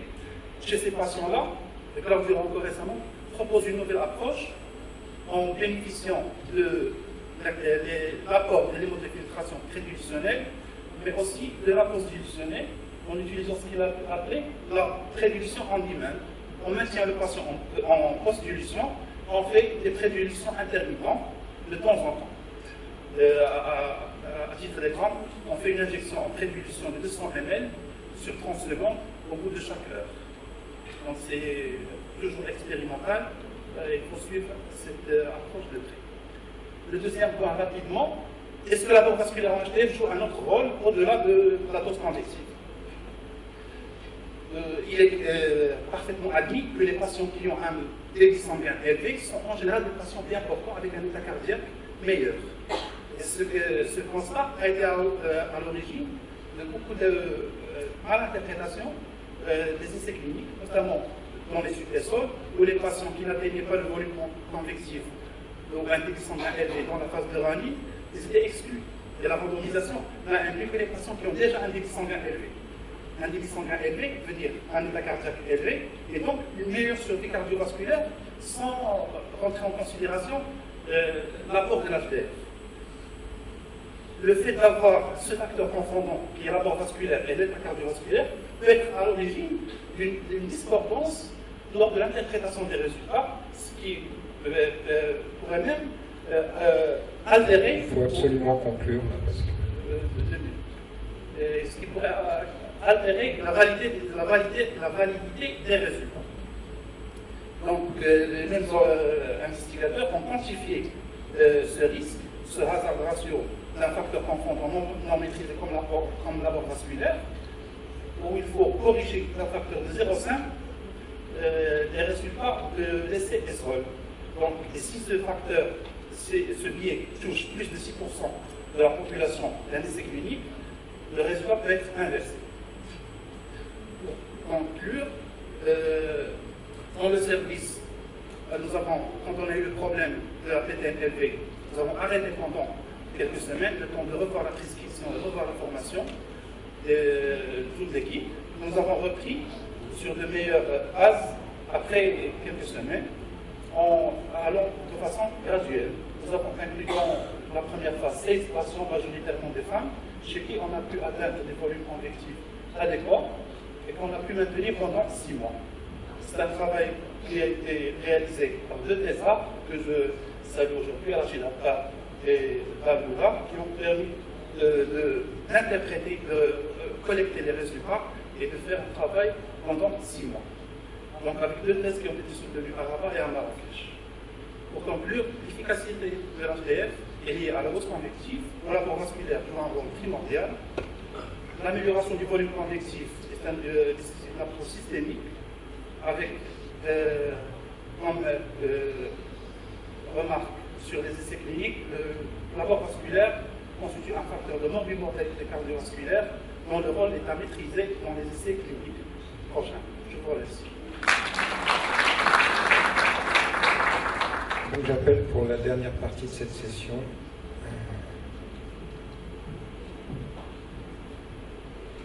docteur Chanqui, des segments prolongés des fistules pendant et après la dialyse. En essayant de tenir 10 minutes, s'il vous plaît.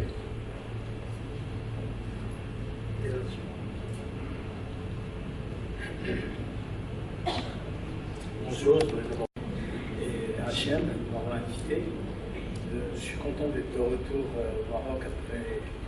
Je suis néphrologue en France depuis maintenant plus de 30 ans. Et j'ai développé pas mal de dispositifs pour aider à régler ces problèmes de saignement. Alors vous savez, quand vous avez le saignement en cours de dialyse, ça peut être tout simplement. Excusez-moi, il n'y a pas de. Ça peut être tout simplement un saignement autour de l'aiguille, comme ça peut être des fois un saignement qui est caché justement dans les adhésifs. Vous voyez bien dans cette image-là, la seconde, quand on a enlevé les adhésifs, on s'est rendu compte qu'effectivement, ça saignait au niveau de la veine. Apparemment, on ne savait pas si c'était la veine. Ce qu'on appelle la veine faite, je rappelle quand même, parce qu'il y a certaines personnes qui ne savent pas qu'on appelle veine l'aiguille qui permet de repasser le sang une fois que réinjecter le sang une fois qu'il a été filtré. Et artère, c'est l'aiguille qui permet. Et artère, pardon. Et artère, c'est l'aiguille qui permet d'amener le sang dans la machine pour le dialyser. Comme vous voyez, sur la troisième photo, vous avez carrément un délogement d'aiguille veineuse. Alors le problème de ces délogements d'aiguilles veineuses, c'est qu'il n'y a aucune étude prospective et ça peut être dangereux. Pourquoi? Parce que vous allez avoir du sang qui va passer par le rein, ensuite il ne va pas être réinjecté au patient, il va aller directement sur le sol et le patient peut mourir d'hémorragie. Et en réalité, pourquoi est-ce qu'il n'y a pas d'alarme sur les machines?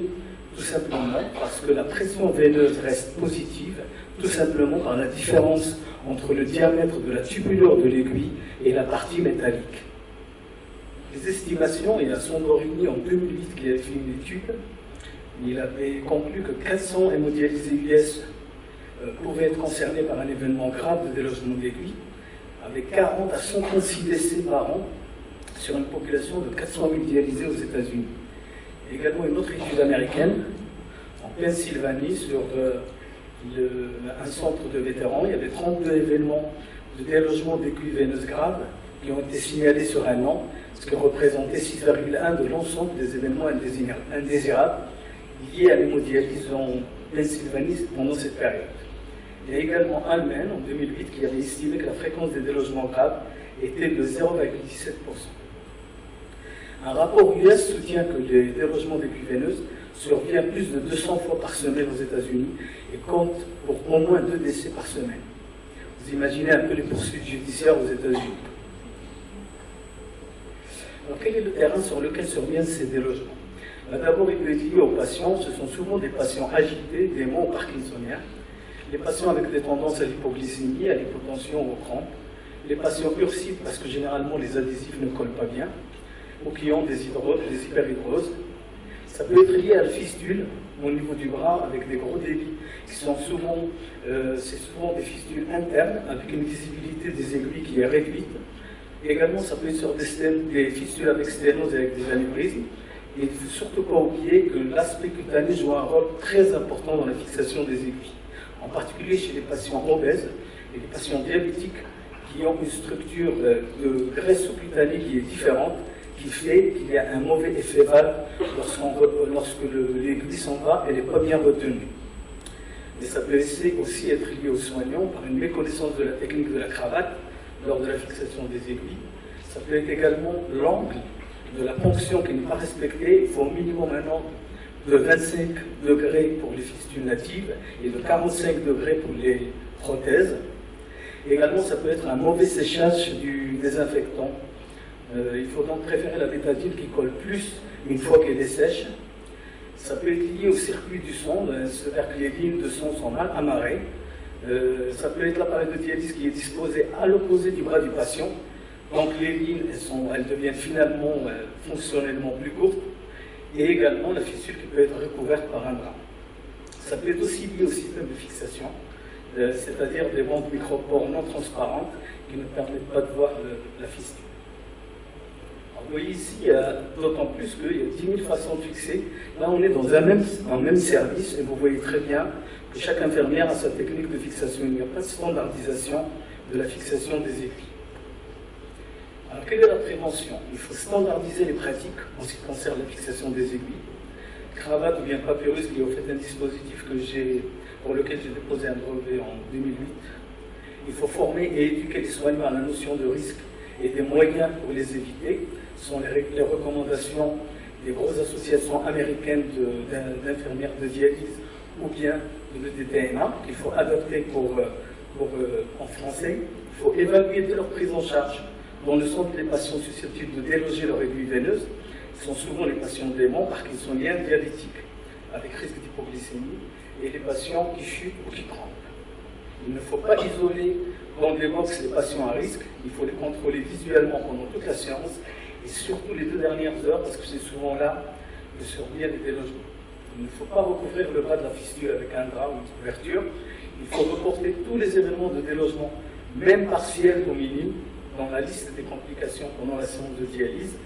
On avait fait une étude en 2010 avec la photo numérique qui a permis de détecter 22% de saignements qui n'étaient pas l'objet de délogement, mais qui étaient quand même assez importants pendant les séances de dialyse.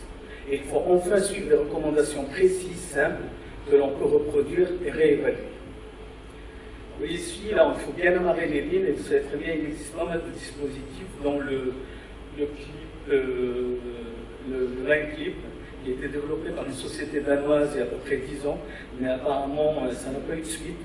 Il faut surtout bien amarrer les lignes, et qu'elles soient bien, qu'il y ait quand même la possibilité pour le patient d'étendre son bras et de le fléchir. Ça paraît des choses simples, mais ça peut sauver un patient d'un risque de délogement. Sinon, je vous montre le dispositif que j'ai développé, qui est le papyrus, qui est actuellement utilisé dans pas mal de centres en France et qui permet d'éviter d'utiliser énormément d'adhésifs et en même temps d'avoir une visibilité tout le temps pendant la séance pour éviter les délogements d'aiguilles. Il existe aussi des systèmes d'alerte pour éviter que une fois que l'aiguille s'est délogée, la plupart des systèmes d'alerte au fait reconnaissent l'humidité qui est liée au sang, et donc c'est un peu comme les alarmes de l'urésie et qui ont été adoptées pour les fistules. J'ai moi-même déposé un brevet dont on voit ici le schéma, le système Avatar, qui était un peu différent du système RedSense suédois, mais qu'on n'a pas développé plus que ça. Alors, vous savez qu'il y a des recommandations de l'EDTNA, qui est l'association des infirmières de dialyse européenne, qu'on peut consulter sur Internet, où effectivement ils indiquent 12 commandements pour éviter les délogements d'aiguilles, mais je ne m'attarde pas trop là-dessus, parce qu'on n'a pas le temps. Vous avez également l'association des infirmières américaines de dialyse, qui ont développé un système avec des scores. De 0 à 2, il y a moins de risque de délogement. De 3 à 4, le patient risque de délogement. Et de 5 à 8, là, vraiment, c'est un risque qui est très important. Et ils considèrent qu'à ce moment-là, il faut bien surveiller le patient. Alors maintenant, je vais vous parler un peu des saignements post-dialyse, c'est-à-dire la compression. Une fois que vous avez fini votre dialyse, vous avez retiré vos aiguilles, vous avez des problèmes de saignement prolongé chez certains patients, et quelles sont les solutions qu'on peut apporter. Sachez que ce sont des problèmes très fréquents, mais qu'il y a très peu de papiers. Il y a 2 papiers en particulier, un qui a été fait par un laboratoire américain qui commercialisait le chitosan, et au fait une colle tirée d'une coquille de crevettes japonaise qui était utilisée justement pour ils imbibaient des compresses avec cette colle et ils l'utilisaient après dialyse pour arrêter les saignements. Et cette étude n'a pas pu prouver la supériorité par rapport à une compresse simple. Le deuxième, c'est les risques que j'avais moi-même inventé et développé, et pour lequel il y a une étude qui a été faite, publiée en 2013 dans Journal of Vascular Access, le Dr Boulanger, Et cette étude avait prouvé la supériorité de l'IRIS à 3 minutes pour réduire le nombre de patients qui continuent à saigner à 3 minutes à 20% au lieu de 60% avec une compresse imprégnée d'hémostatique. L'épidémiologie de ces saignements prolongés, d'abord la fréquence est estimée entre 10 et 25% des séances, qui vont nécessiter plus de 20 minutes de compression, et 9% qui vont nécessiter plus de 30 minutes de compression. Dans notre expérience, 2 à 3 patients sur 10 ont un problème de saignement prolongé à chaque séance, avec une moyenne de présence supplémentaire dans l'unité de dialyse de 20 minutes. Si l'on considère un centre de dialyse de 54 patients, cela revient à 125 heures ou bien une semaine de présence supplémentaire par an, juste en temps de compression. Si vous voulez, les causes de saignement, on peut les résumer en 3 aspects. Le premier, c'est le saignement peut être dû au contenu du sang. En particulier, plus votre sang est dilué, plus ça va saigner. Et dans ce cas-là, c'est soit l'hyperhydratation du patient, c'est-à-dire si le patient ne sort pas son poids-7, il va saigner beaucoup plus que quelqu'un qui sort à son poids-7. Le deuxième, c'est l'anémie. Pourquoi? Parce que l'anémie va augmenter la quantité d'eau dans le sang et réduire la quantité de globules rouges. D'autant plus que dans l'anémie, il y a une inversion dans la circulation sanguine. Normalement, on a les plaquettes à la périphérie et les hématies au centre. Quand il y a une anémie et une inversion, les plaquettes sont plus profondes, donc elles mettent plus de temps pour arriver à la paroi lorsqu'il y a une effraction, une brèche au niveau de la paroi veineuse. Les stents peuvent favoriser les sténoses, et ça révolte un petit peu les radiologues, mais c'est la vérité, tout simplement parce que ça réduit le diamètre du vaisseau. Mais surtout, la peau va jouer également un rôle très important, et en particulier les adipocytes. Et j'ai vu que Gilbert ce matin a parlé justement des problèmes de graisse hospitalière. C'est très important. On a remarqué que les patients à qui on faisait des lipolyses saignaient plus longtemps parce que justement l'amas graisseux va jouer un rôle d'amortisseur de valve lorsqu'on retire l'aiguille pour venir refermer le point. Et dernière chose, normalement chez les personnes âgées, vous avez une disparition des fibres d'élastine et ça va également favoriser la mauvaise fermeture du point lorsqu'on enlève l'aiguille. Quels sont les moyens de compression actuellement utilisés? Les pinces ont été complètement abandonnées en France actuellement. Il reste bien sûr les bracelets, vous avez également les hémostatiques qui normalement sont censés gonfler au contact avec le sang, mais ça ne survient jamais de cette manière-là. En tout cas, même si ça bombe par le sang, ça ne vient pas recomprimer la fistule. Et sinon, vous avez des risques qu'on avait développés à peu près 10 ans et qui, je vais vous expliquer un peu le mode de fonctionnement de ce concept. Sinon, aucune étude sur l'efficacité des produits hémostatiques n'a été réalisée et souvent, on ne corrige pas le taux de ressaignement des patients parce que souvent, ils arrêtent de saigner par exemple en 2-3 minutes, mais ils vont ressaigner avant de repartir chez eux. Et ça, c'est 30% des patients sous coagulant par exemple, sous alginate. Ça, c'est l'étude de l'iris. Au fait, l'iris, c'est un adhésif micro-perforé transparent qu'on vient coller directement sur le point de fonction. Par-dessus, on met une compresse qui vient absorber le sang à travers les micro-perforations. Il n'y a absolument aucun hémostatique dessus. Sur le plan chimique, c'est purement physique, c'est vraiment de la rhéologie, de la physique qui fait qu'on a une tension de surface qui se crée au niveau du sang et c'est ça qui va transformer la colonne de sang en goutte à goutte. L'étude qui a été réalisée par Boulanger montre très bien sur la deuxième colonne. Ce qui est rouge, c'est l'artère, ce qu'on appelle l'artère, et ce qui est bleu, c'est la veine. Et vous voyez très bien qu'il y a une diminution du nombre de patients qui continuent à saigner à 3 minutes. L'iris a aussi eu un intérêt diagnostique, c'est-à-dire qu'il a permis de savoir, lorsque ça fait longtemps, comprendre quel est le mécanisme du saignement. Et là, vous voyez par exemple ici, ça, cet effet-là de bulle que vous voyez ici, c'est lié directement à la fermeture de la valve au niveau d'une grosse veine qui va se répercuter sur la superficie de la peau. Ensuite, j'ai développé le pansement mosaïque dont je vous parlerai demain parce que là, on n'aura pas le temps. Simplement, sachez que là, vous avez un schéma qui est intéressant parce qu'il montre exactement ce qui se passe lorsqu'on utilise des micro-perforés comme l'iris ou comme le mosaïque au-dessus d'une fistule. Ça, c'est le mode d'emploi justement du mosaïque. Vous voyez très bien que c'est un carré qui est entouré par une mousse et à l'intérieur, il y a un micro-perforé. L'intérêt, c'est de vraiment bien fermer le point de ponction au moment de la compression. Il y a eu 2 études avec ce pansement versus Amgen, où elle démontre une diminution du temps de compression et une économie d'échelle pour les pharmaciens de 200 € par patient et par an. Et également la deuxième étude par l'association Calidial, où ils ont démontré une supériorité de mosaïque par rapport à Coalo. Ces 2 études ont été présentées comme poster, mais n'ont pas encore été publiées. Simplement une affiche qu'on a mis en place pour les patients quand ils recèlent chez eux, de surélever le bras du côté de la fistule, d'appuyer sur la cicatrice et de se faire aider ensuite. Ce poster, on a également donné aux ambulanciers en cas de problème. Dernier né, justement, pour continuer à améliorer sur le plan du coût de ces dispositifs, j'ai développé un nouveau construit qui s'appelle le Miniris, qui au fait est vraiment peu coûteux par rapport à l'iris ou au mosaïque, mais repose sur le même principe, la micro-perforée avec une compresse absorbante. Donc, en conclusion, il y a une similarité de terrain et des causes entre les délogements et les saignements post-dialyse prolongés, et dans les 2 cas, les causes sont multifactorielles, concernent l'organisation des unités et le choix des solutions pour résoudre les problèmes. Il est indispensable de mettre en place des recommandations. Je vous remercie.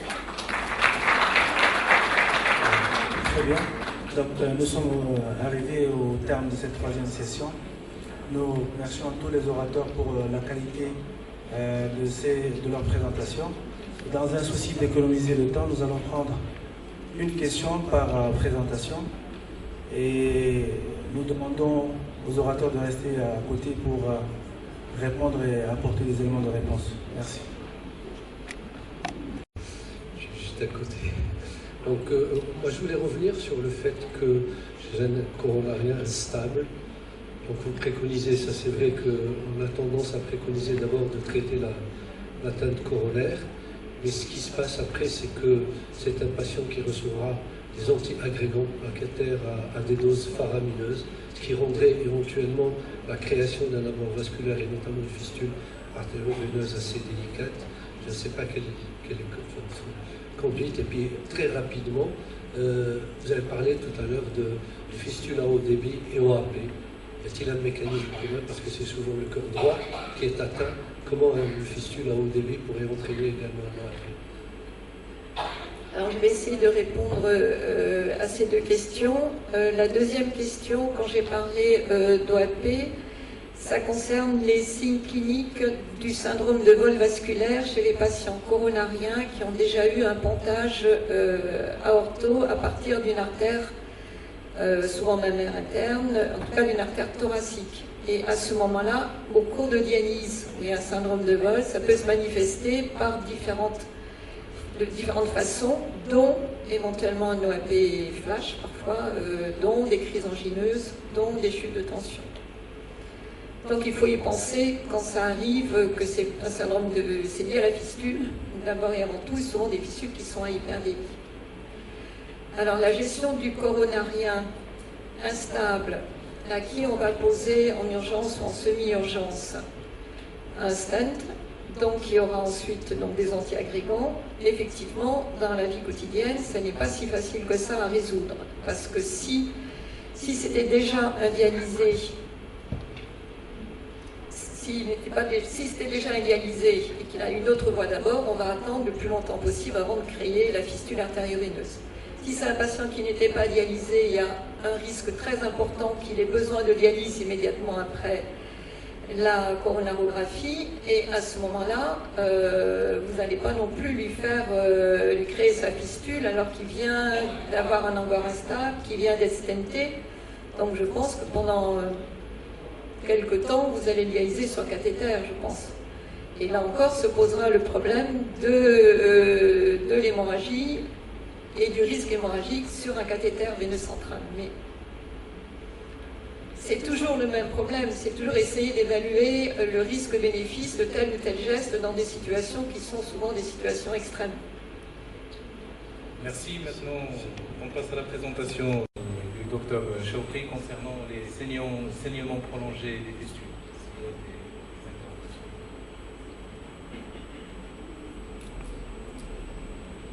Voilà, je vous remercie tous. On va redécaler aussi la prochaine session à 17h15 si on est d'accord. Il faut aller voir nos exposants, nos sponsors, parce que sans eux, il n'y aurait pas de congrès, donc ils sont à côté. Il faut aller leur dire bonjour, aller les voir, parce que sinon, la prochaine fois, ils ne nous aideront pas. Merci.